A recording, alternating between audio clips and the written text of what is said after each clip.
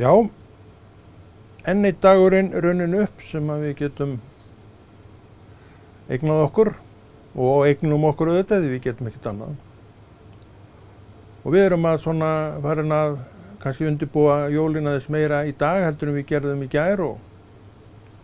kannski hugsuðum við meira til kirkjunnar og starfskirkjunnar en var í gær og þá höfum við allavega þroskast að því leytinu til að við erum orðin svona örlítið nær þeim boðskap sem að hún hefur fram að færa og þá getum við verið stolt af sjálfum okkur því að kirkjan framber bara hið góða, fagra og fullkomna og ég og þú sem trúuð og kristin manneskja reynum að ganga fram í hverjum degi fyrir sig þar sem þetta er raunveruleiki fyrir okkur.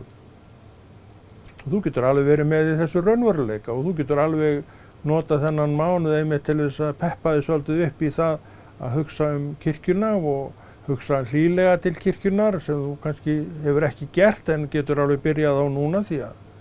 ef þú vilt vera sanngjarn í garð kirkjunar þá veistu það að hún er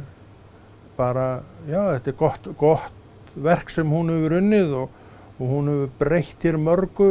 og öll þessu góðu gildi sem við erum að eigna okkur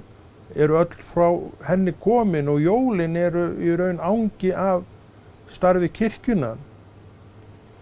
Hvað sem okkur finnst jólina þá eru þau nú samt angi af starfi kirkjunar og eitthvað sem við getum gert hátíðlega fyrir okkur sjálf og margir gera það og einhvern veginn leggst yfir svona einhver hátíðleiki þegar að því kemur að við kveikjum jólin og tendrum jólin og þannig að þetta er viss tími í okkar lífi sem að margir eiga fallega.